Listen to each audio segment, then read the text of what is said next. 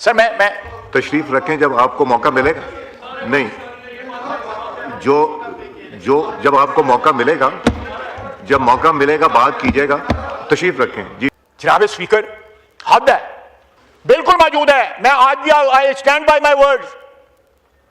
मैं तो एक सियासी बात कर रहा हूं, एक आर्गुमेंट दे रहा हूं, आप इख्तलाफ करें, लेकिन आपने जो उसके साथ किया हुआ है उसको भी तो याद रखें।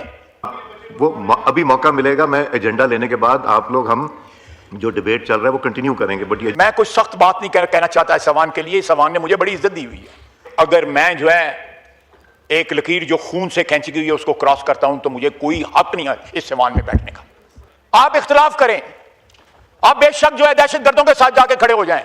क्या जो हल्फ हमने उठाया हुआ है, मैं 35 साल से इस ऐवान में हूं, कई मौके आए होंगे, मैंने विटनेस किया, हो सकता है मुझसे भी लग्जश हुई कि मैंने अपने हल्फ की जो है रिक्वायरमेंट पूरी नहीं की हो।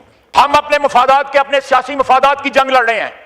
अगर कोई कहे कि हम इस वतन अजीज की जंग लड़ रहे हैं तो यह गलत है। हम अपने अव्वल और आखिर अपने सियासी मफादात की जंग लड़ रहे हैं, इक्तदार की जंग लड़ रहे हैं। इक्तदार से महरूमी की जो है, जब भी कोई महरूम होता है इक्तदार से, पिछले 40, 50, 60, 70 साल में जो भी महरूम उसने फिर इक्तदार की जंग लड़ी है। एक पार्टी के टिकट पे इलेक्ट होते हैं, दूसरी पार्टी में शामिल हो जाते हैं। यहां पे कई लोग बैठे होंगे, कई लोग होकर गुजर भी गए हैं, जो 4-4, 5-5, 6-6 पार्टियां जिन्होंने बदली हुई हैं। अस्सलाम वालेकुम नाज़रीन इकराम, आपको मुकम्मल वीडियो दिखाते हैं। आज ख्वाजा आसिफ ने तमाम हदें पार करके रख दी। ख्वाजा आसिफ कौमी असम्बली में ऐसा गरजे के पूरा ऐवान हिल गया। ख्वाजा आसिफ ने कहा कि हम सारे सिर्फ अपनी ज़ाती तशहीर और ज़ाती सियासत को चमकाने में मसरूफ़ हैं, किसी को इस मुल्क का ख्याल नहीं है। इस मुल्क का अगर किसी को ख्याल है तो वो सिर्फ और सिर्फ पाकिस्तान की अफवाज हैं। ख्वाजा आसिफ का कहना था कि खुदा के लिए मुल्क का सोचें, मुल्क की आवाम का सोचें। आप ये वीडियो देखिए, फिर इस पर बात करते हैं। मैं 35 साल से इस ऐवान में हूं, कई मौके आए होंगे, मैंने विटनेस किया, हो सकता है मुझसे भी लग्जश हुई कि मैंने अपने हल्फ की जो है रिक्वायरमेंट पूरी नहीं की हो। हम सियासतदान जो हैं किसी ग्रे एरिया में रहते हैं। मैं सबकी बात कर रहा हूं, मैं किसी की तरफ इशारा नहीं कर रहा।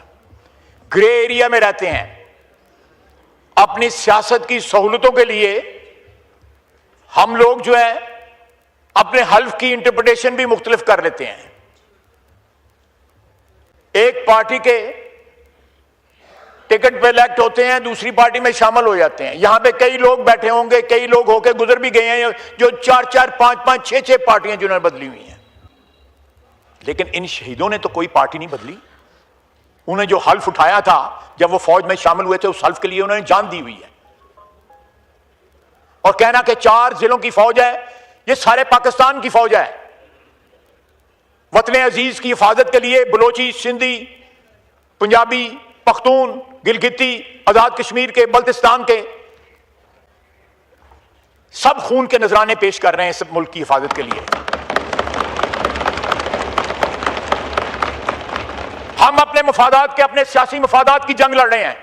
अगर कोई कहे कि हम इस वतन अजीज की जंग लड़ रहे हैं तो यह गलत है। हम अपने अव्वल और आखिर अपने सियासी मफादात की जंग लड़ रहे हैं, इक्तदार की जंग लड़ रहे हैं। इक्तदार से महरूमी की जो है, जब भी कोई महरूम होता है इक्तदार से, पिछले 40, 50, 60, 70 साल में जो भी महरूम उसने फिर इक्तदार की जंग लड़ी है। उसमें कोई अंडरलाइंग जो है प्रिंसिपल्स नहीं होते थे। और इस ऐवान से ये आवाज आए कि ये 4 जिलों की फौज है। मैं कुछ सख्त बात नहीं कहना चाहता इस सवान के लिए। इस सवान ने मुझे बड़ी इज्जत दी हुई है। जनाब स्पीकर, हद है, आप इख्तलाफ करें, आप बेशक जो है दहशत गर्दों के साथ जाके खड़े हो जाएं। सर मैं तशरीफ रखें जब आपको मौका मिलेगा। नहीं, जो जब आपको मौका मिलेगा, जब मौका मिलेगा बात कीजिएगा। तशरीफ रखें जी। बात कही गई है, मैं उसका जवाब दे रहा हूं।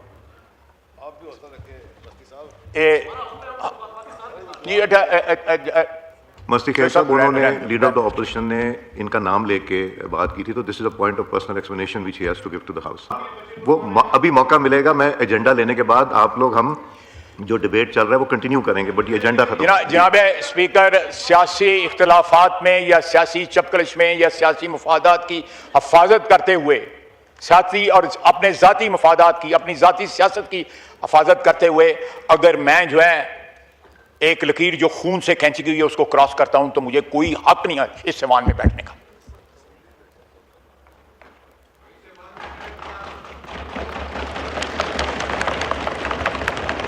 मैं तो एक सियासी बात कर रहा हूं, एक आर्गुमेंट दे रहा हूं, आप इख्तलाफ करें, लेकिन आपने जो उसके साथ किया हुआ है उसको भी तो याद रखें।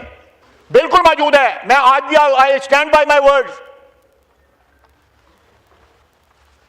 लेकिन आज जब हम बरसरे पेकार हैं इस वतन की हिफाजत के लिए कि आप, मैं और ये सारे लोग जो है, हमारे बाल बच्चे और 25 करोड़ आवाम जो है वो रात को जो है चैन से सो सकें, मस्जिदें महफूज नहीं है, नमाज नहीं आप पढ़ सकते हिफाजत के साथ। सर ये इकबाल साहब, मैं कोई देखें, फिर आप लोग बोलेंगे तो फिर ये होगा, मत करें ये प्लीज। सर ये हैबिट बना ली, अभी सबने बात करनी। मैं जवाब दे सकता हूं लेकिन मेरा मौजूद ऐसा है कि मैं जवाब देना नहीं चाहता। जी आप क्रॉस टॉक ना करेंगे। जी जनाब स्पीकर, मैंने आपको ये अदाद शुमार पेश किए हैं, बताए कोई बताए, इस साइड पे बैठे हुए कोई बताए नहीं अदाद शुमार के बाद क्या 4 जिलों की फौज है पाकिस्तानी फौज?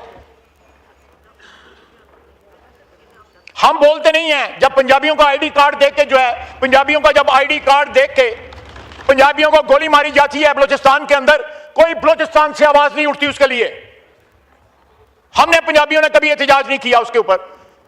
हम एक कौम के एक वतन में बिलीव करते हैं और ये शहादत है, ये अदाद शुमार जो है शहादत है।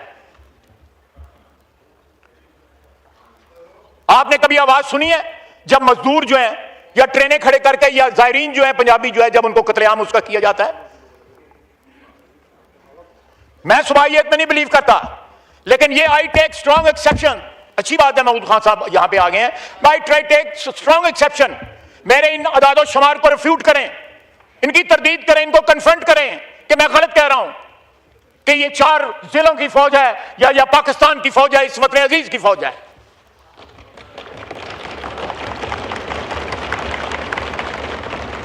जनाब speaker, with all due respect, सद एहतराम के साथ, लीडर ऑफ अपोजिशन का ओहदा जो है वो एक कौमी ओहदा है, वो किसी सूबे का या किसी जिले का ओहदा नहीं है।